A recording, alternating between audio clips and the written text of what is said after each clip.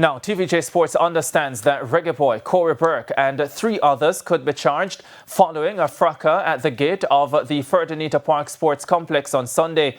It's understood that Burke and members of his entourage were attending the Ray and Nephew Jamaica Premier League match between Racing United and Portmore United when an argument developed between them and security personnel.